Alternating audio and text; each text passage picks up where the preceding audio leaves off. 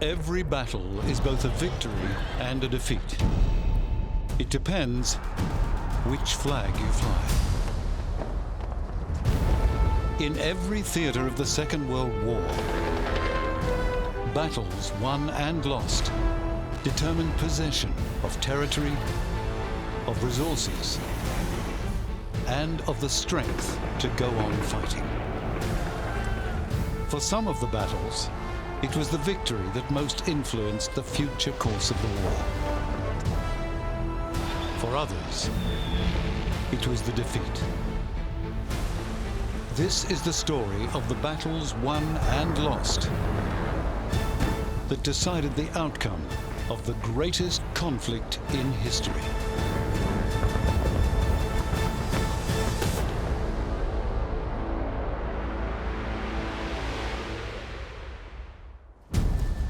Through history, armies marched to face each other on favoured ground and clashed to decide a campaign, a war, an empire. With the 20th century, that changed. The battles won and lost of the Second World War happened everywhere and anywhere, in freezing temperatures, arid deserts, and mercilessly humid jungles. These were battles in which more than the enemy soldier had to be overcome.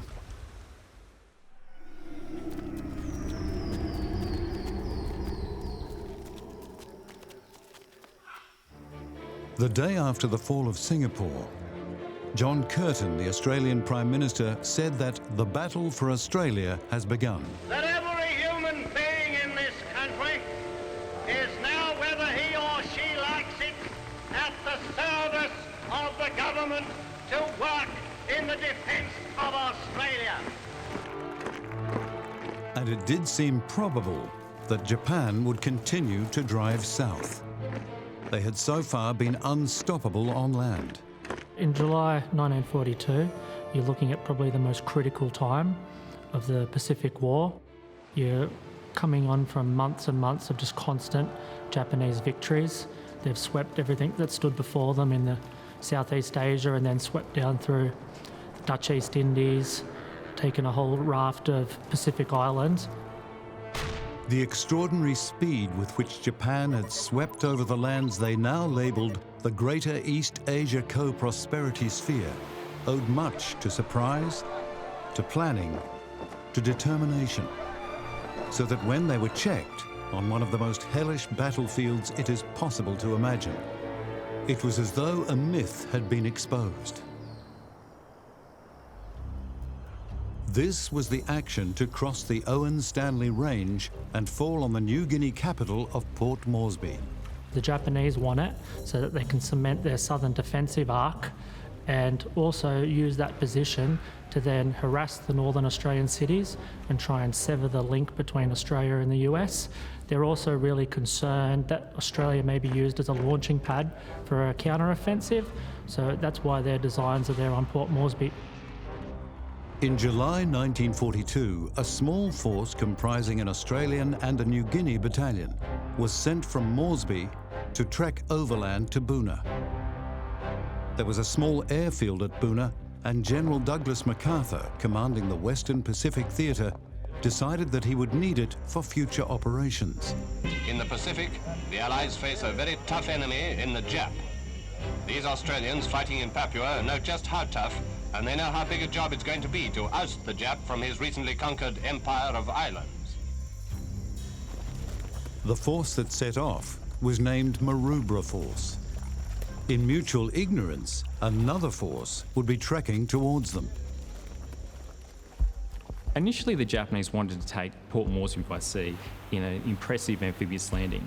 However, the Japanese defeat at Coral Sea and then later on at Midway meant the Japanese weren't able to do this by sea, and instead they decided to land a small force on the sort of northeast tip of Papua, on the northern beaches around Boona, Gona and Sanananda, with a view of attempting to move inland across the impressive Owen-Stanley Range towards Port Moresby, along a foot track which we now know as the Kokoda Trail or the Kokoda Track.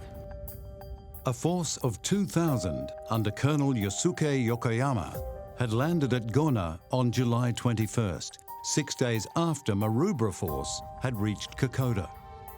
2 days later, first contact was made between the Japanese and the heavily outnumbered Australians.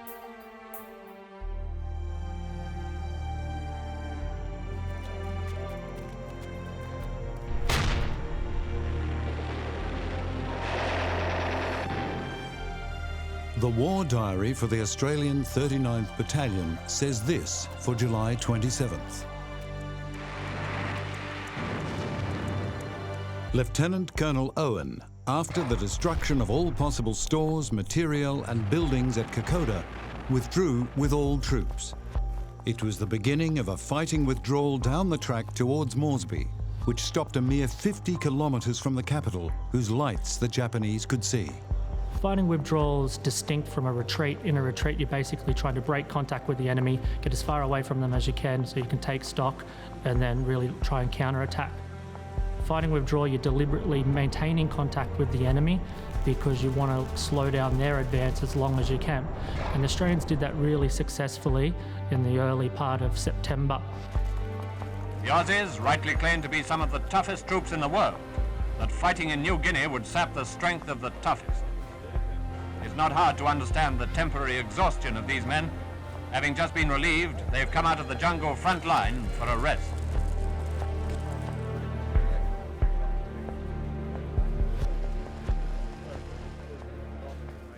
In the first phase, the small force that had advanced fell back on Isurava, where it linked with regular Australian troops.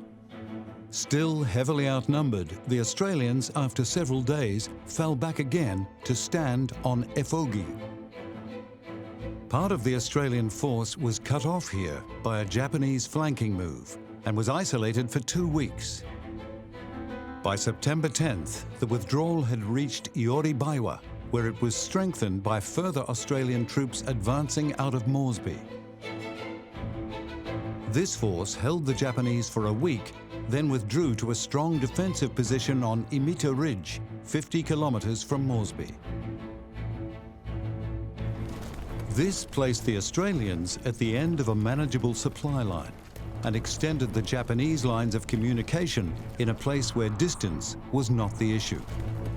Porters and mules brought up supplies.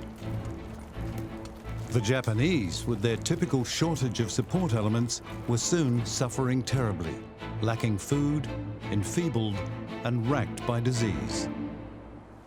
I've heard New Guinea described as the foulest terrain that was encountered by troops in the Second World War. Essentially, you have 10 days worth of travel over a series of mountains.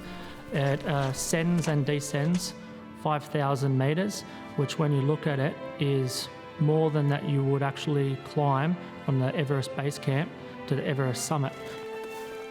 And then you consider that they're doing that in heat while they're being afflicted by leeches, mosquitoes, they're ravened with dysentery. That's a lot to contend with, let alone thinking about the fact that you're also fighting a war and being shot at. For every man wounded on the Kokoda track, 7 were incapacitated by sickness. Bearers bringing supplies to the front line, a trek of 8 days, necessarily consumed half the supplies on the journey. Australians bring up their artillery. And please remember that the temperature is round about 90 in the shade, a wet, steamy heat at that. You need to remember, these guys are in their late teens, early to mid-20s. They've been in the military for months. They're probably at the peak of their fitness. And soldiers themselves talk about how exhausting the terrain was. We know that soldiers, particularly during the second part of the campaign, as they move forward, they start to jettison their equipment. Basically, they stripped down, so all they really had was a shirt and their shorts. Everything was done to strip down, to minimise your weight, because you just want to save what energy you have to go forward.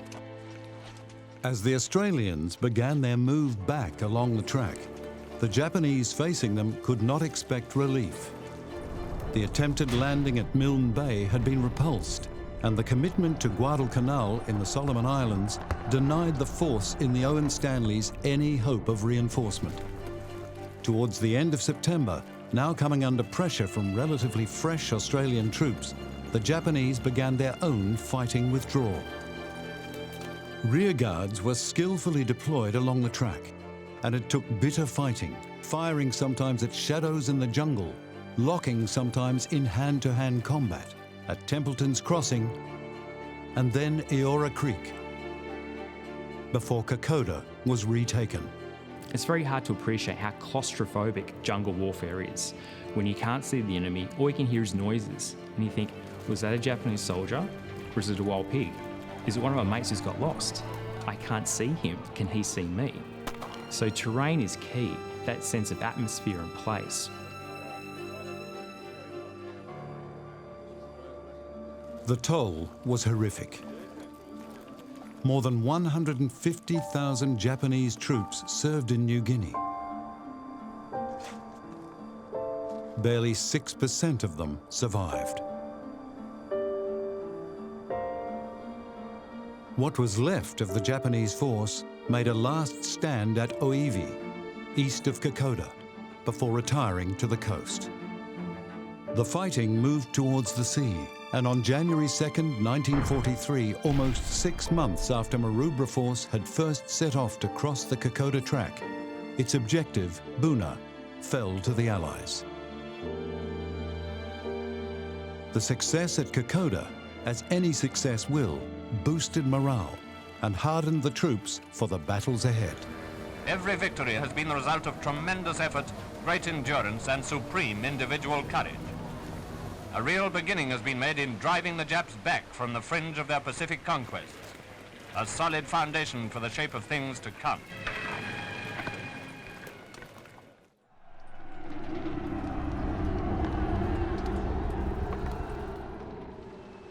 Woods and water in the land of the midnight sun and the 1,000 lakes. But at the end of a year, very little sun, temperatures to -40 and more than a metre of snow. This was the landscape into which the Red Army thrust, not as part of the World War, but as a cynical land grab, taking the opportunity of the universal preoccupation with the main battlefield to redefine its border with Finland. Finland had been part of the Russian Empire, and Stalin's Soviet Union thought that it had dibs, and in the winter of 1939-40 invaded Finland, hoping to snatch some easy territory. Didn't turn out that way, though. Soviet forces invaded Finland on November 30th, 1939. The assault by the 13th Army over the Karelian Isthmus faltered against the Mannerheim line. That the Reds were repulsed. They're said to have left over 8,000 dead on the frozen battlefield near Summa in the south in the course of an 8-day attempt to break the Mannerheim line. Further north, 5 divisions of the Soviet 9th Army were met by small units that ultimately formed into a single Finnish division, the 9th, at a place called Suomussalmi. These troops were not strong enough to prevent Russian occupation of Suomussalmi village, though the withdrawing Finns had burned it as they had destroyed bridges to slow the Russian advance.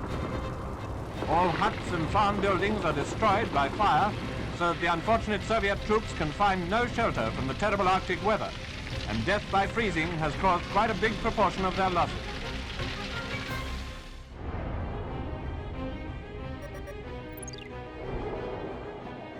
With Suomussalmi in Russian hands, the first stage of the battle ended. The Finnish troops were assembled on the southern bank of the Chianta Lake and were brought under fire on December 9th by an assault supported by artillery and grenade launchers. The Russian tanks could not support the attack.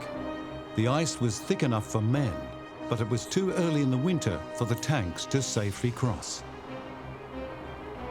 This was the first evidence that the Red Army had not properly anticipated the conditions on the battlefield. The weather was Arctic. There was a metre of snow across the ground. The Russians, you'd think, would be used to those conditions, in fact weren't. They were colossally underprepared. The 27th Infantry Regiment attacked from the east. Its target, the southern part of the village. Finnish units pressed forward, until after 2 weeks of fighting, Soviet forces left Suomussalmi and withdrew across the ice of Lake Chianta. With Suomussalmi back in Finnish hands, Colonel Hjalmar Silasvuo, commanding, put everything he had into dislodging the Russians from the vital Rata Road area. His plan was to cut the supply route that reached over the border and kept the Red Army in the field. Silasvuo ordered a road cleared across the frozen lakes, parallel to the Rata Road. In early January, he unleashed his assembled force. The Finns were equipped, white-suited in the snow. Units of them ski troops, all of them winter-proofed. The Finns continue to defend their country against the Russian aggressor with the greatest valor and tenacity. The Russian dead cannot yet be counted, but scenes like this are to be found over many miles of the front. The Red Army Command had made the mistake that the Germans would make in Russia,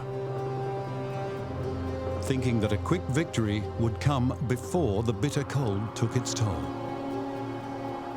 The fighting quality of the Red Army was also compromised by the brutality of Stalin's paranoid purges, which had stripped the military of 36,000 of its best officers.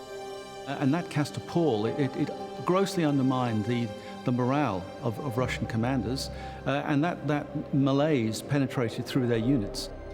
The 163rd Division was destroyed, and the Rata Road was cut, meaning resupply and reinforcement was not possible. The climax would be the battle to evict the Soviet force from Rata, forcing them back towards and over the border. Facing the Finns was the elite motorized 44th Division. The Russian forces were immensely superior to the Finnish forces, which were very lightly equipped. The Russians advanced in long mechanized columns through the Finnish forests, covered in snow, ice-covered lakes, and that was their weakness, because the Finns, who were very lightly equipped and moved on skis, descended on the Russian columns, cut them off and cut them to pieces, a tactic that the Finns called moti, which means piling up wood in the forests, which is what they did to the Russians. Between the 5th and 7th of January, the 44th was destroyed, and the Battle of Suomussalmi was over. When, in March, a peace treaty ended the Russo-Finnish War, the situation in Suomussalmi was unchanged, with the Finns continuing to occupy the village and the road. Their victory, a victory for morale, motivation, tactics and terrain, had cost the Soviet Union 27,500 killed or frozen to death, 50 tanks destroyed, and vast quantities of equipment lost and broken. Suomussalmi, although it was a tactical victory, didn't help the outcome of the war, because when Germany invaded the Soviet Union, it brought Finland in as its ally. Finns were eager to regain their territory and to exact revenge on the Soviets, but it got caught up in this terrible Nazi invasion of the Soviet Union.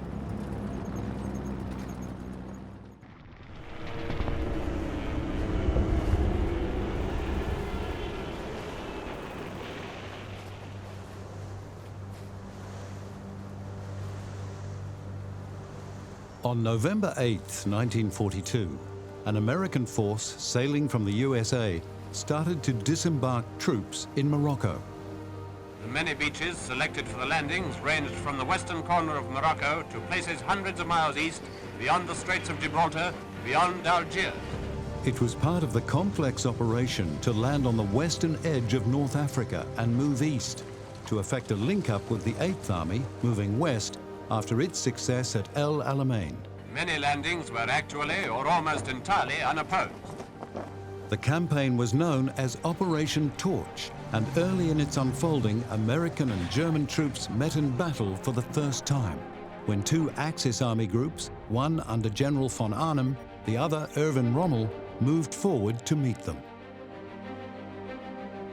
On February 14th, von Arnim launched Operation Springwind, attacking and taking Sidi Bouzid after a day-long fight.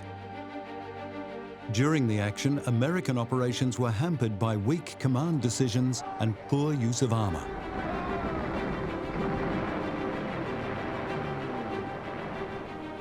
On the 15th, Rommel launched his offensive, Operation Morning Wind, destroying 40 American tanks during the first day of operations.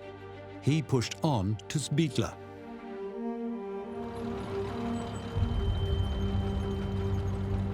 General Fredendall, a controversial commander who never visited the front, pulled his force back to the Kasserine Pass.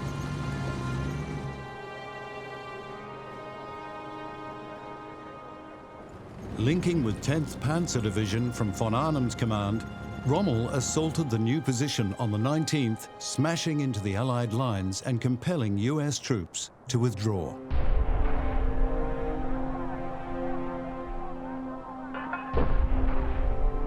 Rommel personally led the 10th Panzer Division into the Kasserine and ordered 21st Panzer Division to press through the Sbiba Gap. This move was effectively blocked by an Allied force centred on the British 6th Armoured, US 1st and 34th Infantry Divisions.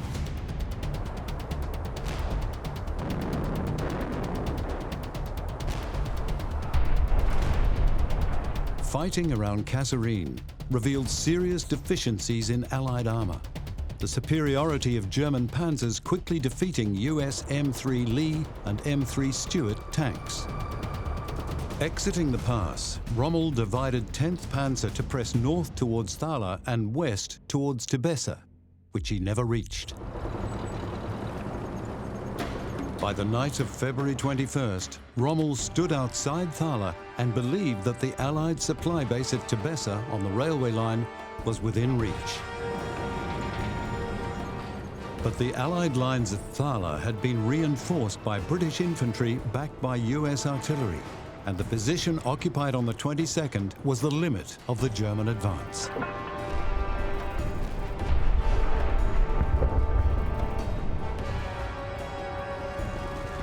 The enemy's resistance, though resolute, was eventually broken here, and there was plenty of evidence by the wayside as our advance continued. Rommel, unable to break through, elected to end the battle in order to reinforce the Mareth line, the position that could prevent Montgomery, advancing west, from breaking through and linking up with the forces that had landed as part of Operation Torch. Finally, the withdrawal of the enemy tank force. Just one isolated incident in the combined Allied effort to drive Rommel and co. into the sea. Allied forces reoccupied Kasserine Pass on February 25th. The first major clash between American and German forces, the battle showed an enemy superiority, not just in some materiel, but predictably in experience. It also exposed flaws in the American command structure and doctrine. The American response to what was more a debacle than a battle lost was to initiate several changes, including the immediate removal of the incompetent Fredendall. Command of 2nd Corps famously passed to Lieutenant General George S. Patton. Patton was controversial.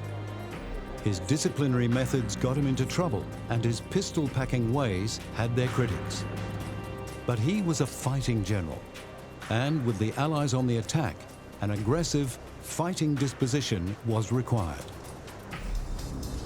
Patton drove his troops from Africa into Sicily and out of the Normandy beachhead, rallied them at the Battle of the Bulge, and earned and loved the nickname Old Blood and Guts.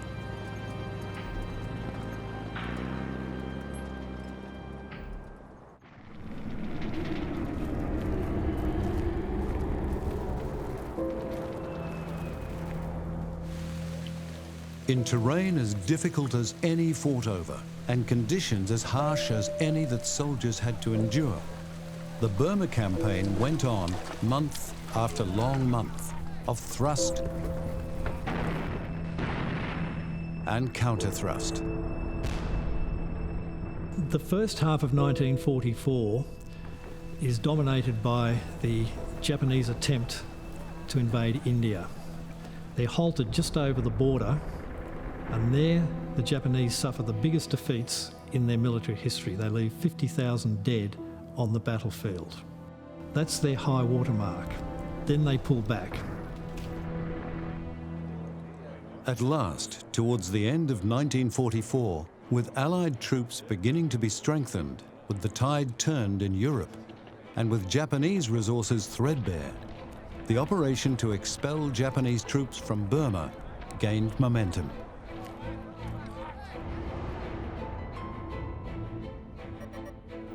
Two operations were designed to expel the Japanese from Burma. Capital, in which Slim's 14th Army would advance from Assam across the Chinwin to re-establish contact with the nationalist Chinese, and Dracula, a combined airborne, land, and amphibious assault on Rangoon. The 14th Army and the Burma Theatre were at the bottom of British priorities. The Mediterranean, Europe and the home front took priority. So it had very few resources. It fought on scales of transport and other administrative elements that would have been unacceptable in other theatres. The next thing that Slim did, and which is critical in this campaign, is raise the morale and confidence in 14th Army to fever pitch. General Slim, commander of the 14th Army, has some heartening news of the war against Japan. Nothing can stop us winning, but a great deal can be done to speed up and render less costly the final victory. The 14th Army called itself the Forgotten Army, and Slim seized on that and made the Forgotten Army something to be proud of. In early November, the Chinese 6th Army began to move. Operation Capital was launched on December 3rd, with the 11th East African and 19th and 20th Indian Divisions crossing the Chinwin.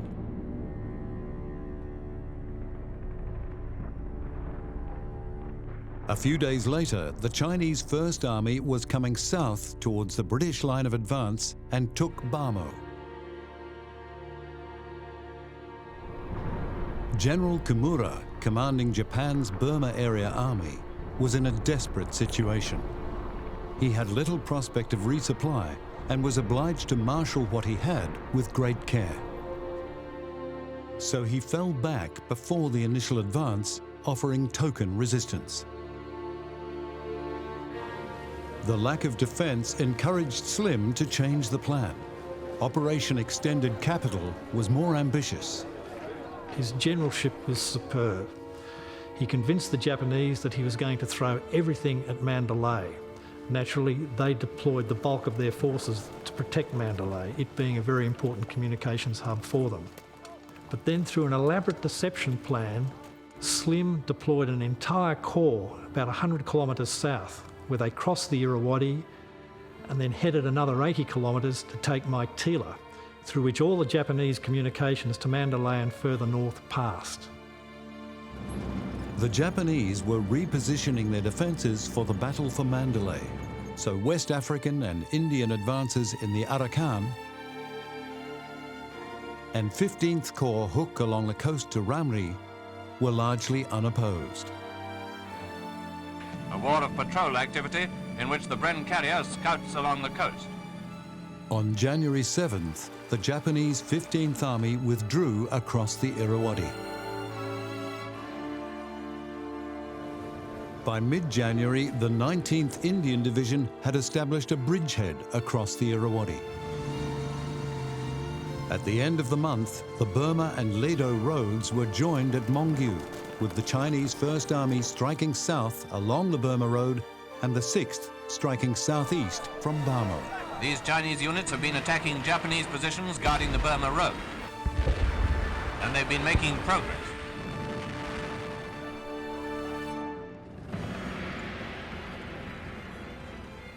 Fourth Corps pressed south, initiating the battle for Maitila, which fell to the 17th Indian Division.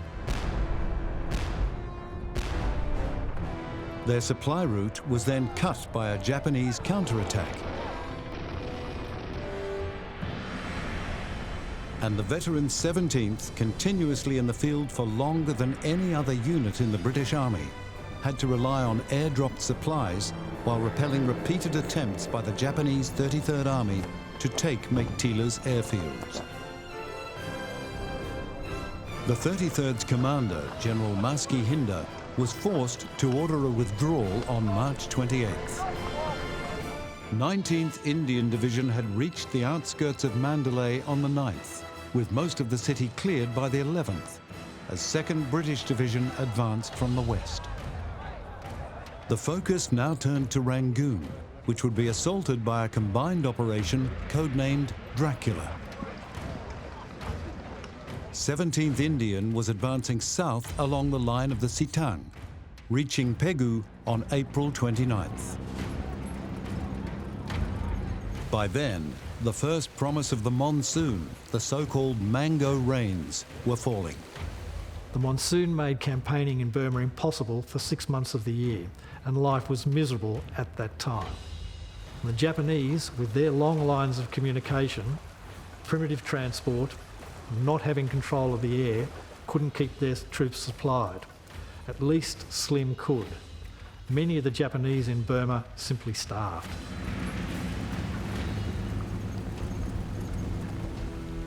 Despite the weather, it was decided to go ahead with the combined Allied assault on the capital. On May 1st, a Gurkha parachute battalion dropped on Elephant Point at the mouth of the Irrawaddy. And the next day, the 26th Indian Division carried the amphibious assault. They linked with the 17th advancing from Pegu on the 6th. But the Japanese had withdrawn towards the Thai border. By the beginning of August, the last Japanese had left Burma, but they were not pursued. The victory in Burma did restore some measure of British respect, but it was too late because the earlier defeats in Burma, and especially in Malaya and Singapore, had been a stimulus to nascent nationalist movements. And they bore fruit in the independence granted to both India and Burma after the war.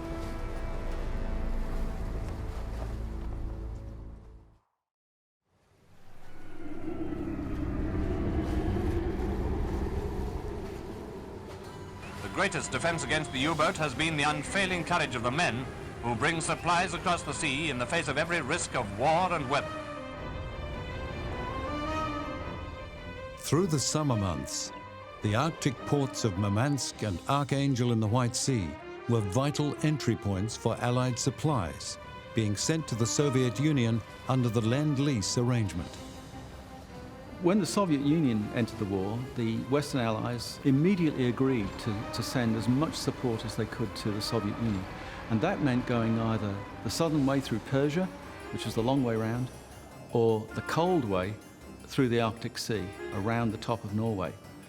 And now this sounds like a really disastrous way to go about supplying the Soviet Union, but in fact it worked.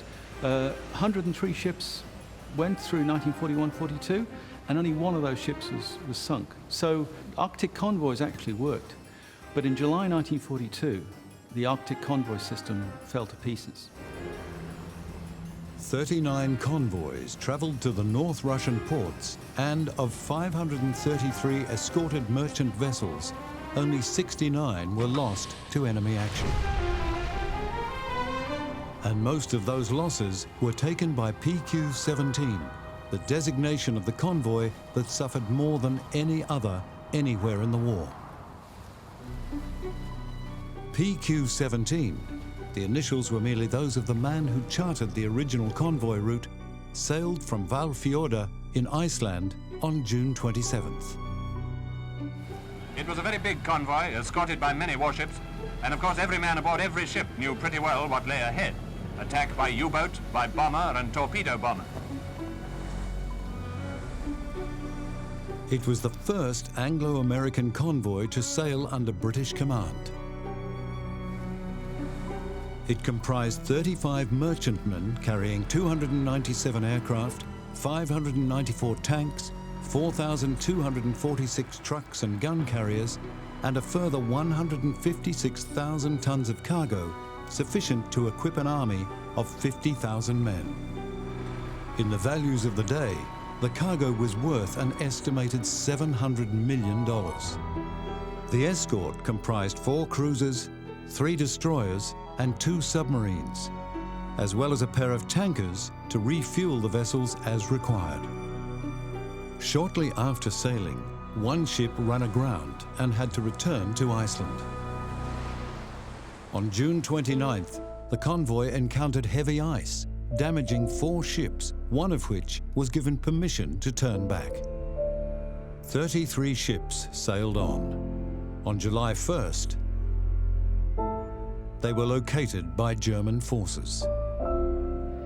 The British Admiralty was also monitoring PQ-17, and on learning that German ships, including the battleship Tirpitz, were moving to intercept, ordered the escort to break off to hunt the German raiders. And in view of the removal of the covering force, the convoy was ordered to scatter in an Admiralty order sent by Admiral Dudley Pound at 21:23 on July 4th. Followed at 21:36 by a simple, unambiguous order: convoy is to scatter.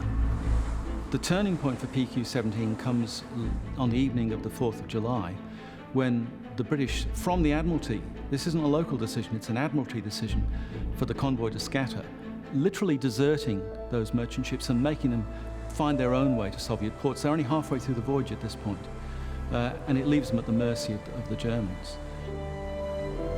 When the order came, the convoy had covered a little over half of its journey. Spread across the ocean, it would be far more difficult for a battleship to target. But the Tirpitz played no part. No surface raider did. But U-boats and the Luftwaffe fell on the scattered and undefended vessels through the long daylight hours of the northern summer. The messages from the isolated ships have been preserved and being bombed, on fire. 6 U-boats approaching on the surface. Abandoning ship. On July 15th, 6 merchantmen were sent to the bottom by the Luftwaffe. And 6 more by U-boats. 2 more on the 6th, 5 the next day, and 2 more, the final 2, on the 10th. Churchill called it a melancholy naval episode. It was rather more than that.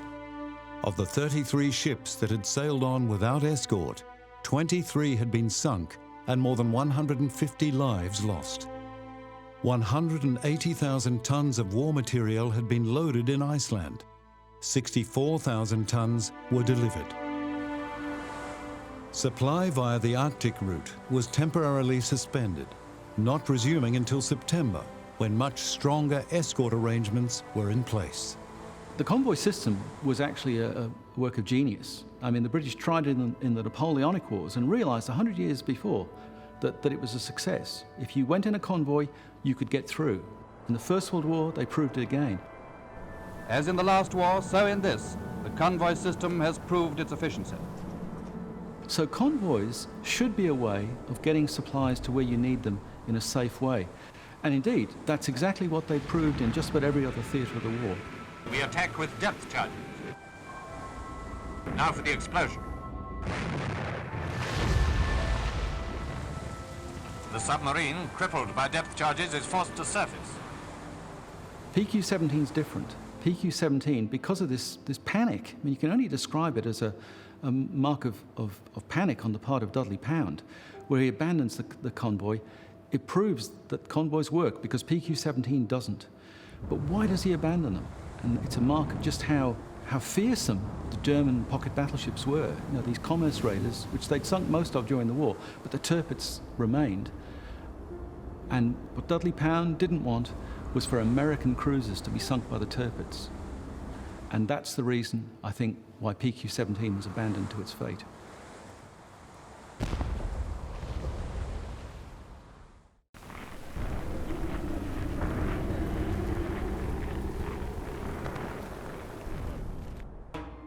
The offensive launched against Russia in June 1941, Operation Barbarossa, was without parallel in the history of war. Along a massive front, an armed mass of more than 1 million men, machines, tanks, aircraft, of 650,000 horses, swept into and through the Soviet heartland. But Barbarossa did not drive for the capital. After Smolensk fell in August, German troops turned north and south. There's a strategic dispute between Hitler and the generals in July and August 1941, in which the generals are unambiguously geared toward seizing Moscow. Hitler does not want to do this. He opts for the Battle of Kiev. But 2 weeks into the Battle of Kiev, so early September, Hitler issues a war directive stating that after he has taken the eastern parts of the Ukraine, there will be a major new offensive directed toward Moscow. When it came, it was designated Operation Typhoon. The Germans planned a giant pincer movement, closing north and south to grip the capital. 3rd and 4th Panzer armies would move against the Kalinin front and cut the Moscow-Leningrad railway. 2nd Panzer Army would move in the south, and 4th Army would move from the west directly on Moscow. It was like the same pattern as Barbarossa, so we're making these enormous encirclements and cutting them into 2 or 3 salients and then destroying them separately. And then the pathway to Moscow must be open. The numbers finally involved were staggering. Towards 2 million Axis with over 1,000 tanks and 500 aircraft. In the end, more than 2 million Soviet troops, 3,000 tanks, and more than 1,000 aircraft. But before the Soviet command could bring up reserves and reach those figures, the Germans enjoyed superiority. And at the start of Operation Typhoon, success. In their drive, 4th Panzer and 2nd Panzer quickly isolated pockets at Vyazma and Bryansk, respectively, that trapped Red Army formations. When the Bryansk pocket surrendered on October 14th, 50,000 prisoners were taken. Many Soviet troops managed to escape. 5 days later, the Vyazma pocket was eliminated, and here 670,000 prisoners marched into cruel captivity that would cost many their lives. In many ways, one of the fascinating things about the Eastern Front is just the enormity, the frightening enormity of the losses on both sides, but especially on the Soviet side in 1941. So these catastrophic losses are sustained. At that point, Germany, this is a real reflection of its hubris, is pronouncing the war is won. The soldiers are reading the newspapers on the front line and they're shocked because that's not what they see. Yes, the Red Army, they've lost a lot of people, but they're still sending in new troops. They're still sending in people, so they have more resources, and it's so obvious that the Germans cannot hold on. Yes, they can push on, but at what cost? In early October, the first rains fell. Before long, liquid mud was slowing the advance. But by the 13th of October, German troops reached the fortifications thrown up to protect Moscow's western approaches, the Mozhaist line. Zhukov had by now been placed in command of the defense, and he pulled troops back and concentrated them at key strongpoints. This weakened the Mozhaist line, which fell on October 18th. No line existed to hold up the advance in the south, but bad weather and bad roads did. Tula was not reached until October 26th. The German invasion was moving. It was moving slowly, but it was moving inexorably. It was winning and would soon be at the gates of Moscow. But by late October, 2/3 of the German motor pool was out of action. Fuel supply problems were chronic and casualties were mounting. To rectify the deficiencies, from the end of October until November 15th, the High Command ordered a pause. The city of Tula, about 100 miles due south of the capital, was almost surrounded. But this important factory town held out, and the workers of Tula carried on with their munition making to the very last minute possible. What's interesting and what is also reflective of National Socialist military thinking is the Germans themselves know that this 2-week pause benefits the enemy more than it benefits themselves. So even though they know they need this time to bring up more supplies, more offensive capacity, they're also aware the Soviets are benefiting even more, and that doesn't stop them from attempting Typhoon 2 in the middle of November when the weather is even colder. This is going to be a frontal advance, really sending their men into the teeth of Soviet defenses. If this strikes you as a bad idea, you're right, it is a bad idea. On November 15th, German tank armies moved, restoring the pincer, squeezing in on Moscow. Klin fell on November 24th.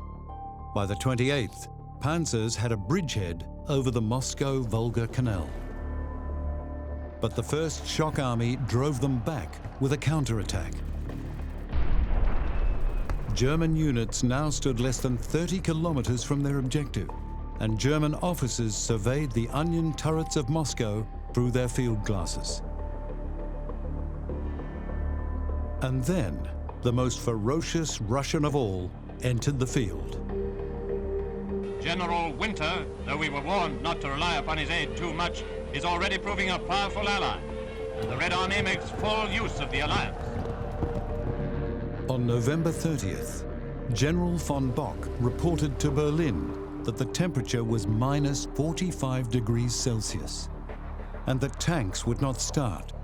Lubricants were frozen, soldiers in summer uniforms were dying, and frostbite was being seen. On December 2nd, a Wehrmacht reconnaissance battalion reached Khimki, less than 20 kilometers from the Kremlin. And that was as far as Typhoon got. German forces are overextended, they are exhausted, they are at the end of very tenuous supply lines, and they have absolutely no idea of what's coming. The offensive from the Soviets will begin on the evening of the 5th, and the Germans will then begin a massive withdrawal, both in the north of Moscow and towards the south around Tula. This retreat will be catastrophic for the Germans. It's only a few weeks ago that the German advance on the Eastern Front had reached the very outskirts of Moscow itself. Only a few weeks ago, Hitler's intuition told him Moscow would fall. Certainly things did look pretty black for Russia and for us. The battle for Moscow was over. And for the Germans, the battle to hold ground and survive had begun. There is no path to German success. Economically, they are falling behind. Militarily, they haven't got their operational edge, and they can't get it back. So while the German army still exists in being, while it still occupies the Eastern Front, and while it still has got men and artillery and tanks, and sometimes impressive numbers, it's not able to ever end the war, and unless Hitler's looking for a political solution, which is not possible for him, he sees this war ending only in victory or utter total defeat, and that's what's going to happen.